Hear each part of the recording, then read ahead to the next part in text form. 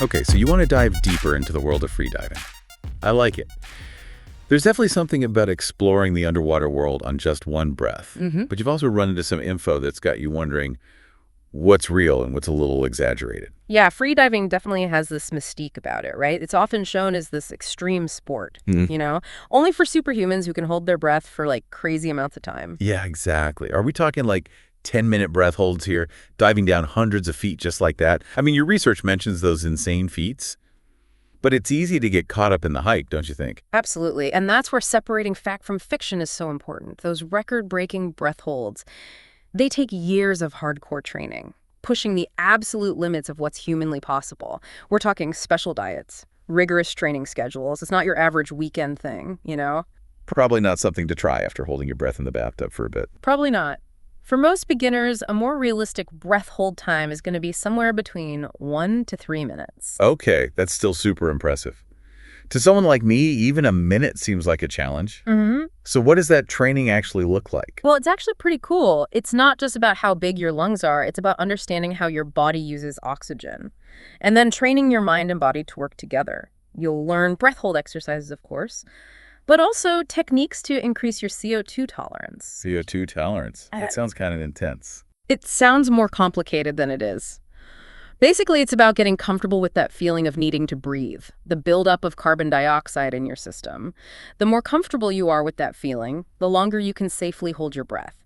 And maybe even more importantly, it's about mastering the mental side of relaxation. So it's as much a mental game as it is physical. Exactly. You got it. Calming your mind, slowing down your heart rate, visualizing your success.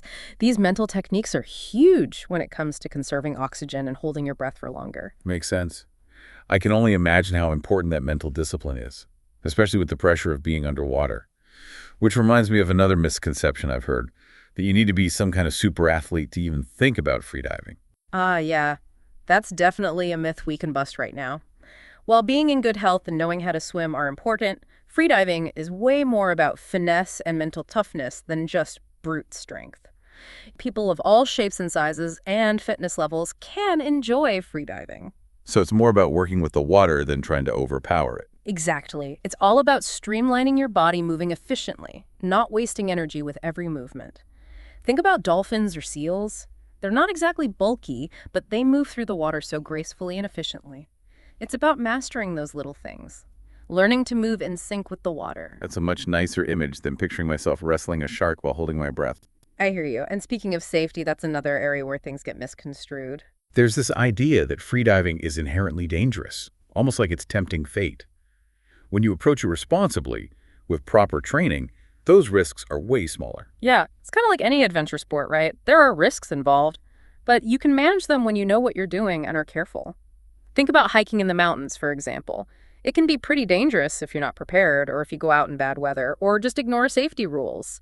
But when you have the right gear, know the terrain, and are careful, it becomes a really fun and rewarding experience. So it's not about getting rid of risk altogether. It's more about understanding and controlling it. Exactly. And one of the best ways to control those risks in freediving is to train properly. It's easy to think, oh, it's just holding my breath, I can figure it out. But there's a lot more to it than meets the eye.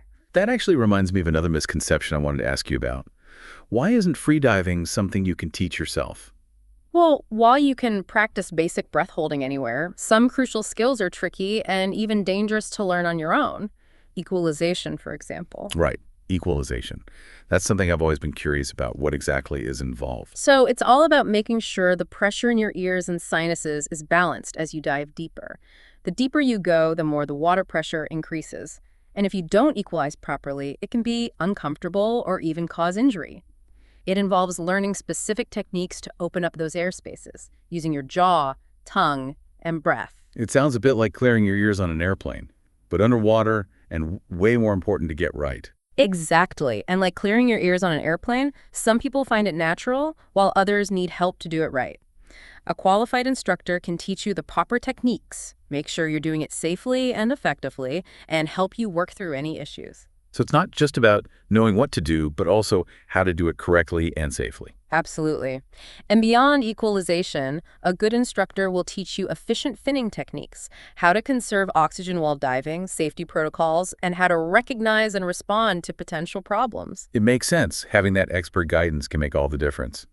Okay, so we've established that professional instruction is key. But what about gear? Freediving gear always looks so high-tech and expensive in photos, it makes you wonder if you need a small fortune just to get started. That's a common misconception. One of the great things about freediving is that it's relatively gear light, especially for beginners. So you're saying I don't need to empty my bank account to give it a try? Not at all. You can start with the basics. A good quality mask that fits well, a snorkel, and a pair of long blade fins. As you progress, you might want to invest in a wetsuit for warmth, especially in cooler waters. But even then, you don't need the latest top-of-the-line model to get started. That's good to know. It makes freediving seem much more accessible. It is. And as you gain experience, you can explore more specialized gear like low-volume masks that are easier to equalize at depth, or even try out a monofin that's the single fin freedivers use for a powerful dolphin kick. A monofin? Like a mermaid. Now that sounds like fun. It definitely takes some getting used to, but it's incredibly efficient and graceful once you get the hang of it. So starting simple and gradually upgrading your gear as you progress seems to be the way to go. Okay, now I'm curious about the actual experience of freediving. Let's talk depth for a moment. Is it realistic to expect to dive to those incredible depths you see in documentaries right off the bat? That's another common misconception. Those impressive depths take time, dedicated training, and a gradual progression. It's not about diving as deep as you can on your first try, but about respecting your body's limits and slowly conditioning yourself to handle the physiological changes that come with increased pressure and reduced oxygen. So deep diving for dummies not recommended. Not quite. It's about working your way up to those depths gradually and safely. Think of it like climbing a mountain. You wouldn't start with Everest, right? You'd build up your strength and endurance by tackling smaller peaks first, acclimatizing to the altitude, and learning the ropes. It's the same principle with freediving. You start shallow, master the basics, and gradually increase your depth as your body and mind adapt. It's like anything worth doing. It takes time and dedication to master. And while we're talking about working our way up, it doesn't matter where you freedive. Can you just jump in any lake or ocean and that's it? That's another one of those misconceptions people have. Just like you wouldn't go rock climbing on any random cliff. You shouldn't just freedive anywhere. So more to it than finding the closest swimming pool then. For sure. The best freediving spots are all about safety and being able to think clear, calm water that gets deeper gradually. You want to see where you're going, right? Not run into anything unexpected. Makes sense? Yeah. The last thing you want is to crash into a sunken shopping cart or something. Exactly. And just as important is steering clear of areas with strong currents or lots of boat traffic. Those can turn a nice dive into a risky situation real quick. Doing your research on dive sites, knowing the local conditions, talking to experienced freedivers in the area, those are all key. So preparation is important, just like with the training itself. And speaking of training, there's another thing I wanted to ask you about, something I hear a lot. That freediving is all about competition. Pushing yourself to set records, is that the only way to enjoy it? That's one myth I'm always happy to bust. While competitive freediving is amazing, just one part of this awesome sport, your research actually talks about different types of freediving. Maybe you could tell us a little more about that. You're right. I was really interested in those different disciplines you could try. Could you go into that a bit more? Absolutely. So there's static apnea, which is all about holding your breath at the surface. Sounds simple, but it's surprisingly meditative and tough. Then there's dynamic apnea, which focuses on how far you can swim underwater on a single breath. And of course, there's constant weight, which is what most people think of with freediving. You go down vertically using fins or a monofin. So there really is something for everyone. You can compete or just enjoy the challenge and the experience. Exactly. It's all about connecting with the water, seeing what you're capable of. For a lot of people, it becomes this really meditative, almost spiritual thing. I can see that. Being totally present in the moment, surrounded by the quiet of the underwater world. It's a unique feeling, pushing your limits in such a peaceful place. You learn to quiet your mind, control your breathing, and really listen to your body. There's a clarity that comes with it, a sense of peace that's hard to find anywhere else. It's interesting how something so physically demanding can also be so calming and introspective. It's a cool contrast for sure. And while we're on the topic of pushing limits, there's one more misconception we should talk about. It's a big one for safety. You've probably heard that hyperventilating before a dive helps you stay down longer. Oh yeah, I've definitely heard that one. What's the deal with hyperventilation and freediving? Let's be totally clear. Hyperventilating before freediving is super dangerous and could be fatal. So no taking a bunch of quick breaths to cheat the system. Nope, not a chance. Here's the thing. Hyperventilation makes you feel like you don't need to breathe as much, but it's not because you have more oxygen. It's because it lowers the carbon dioxide in your blood. And CO2 is what triggers your body's natural, hey, I need to breathe, alarm. So it's like hitting the snooze button on the alarm without actually dealing with the problem. Exactly. And that's how people black out underwater.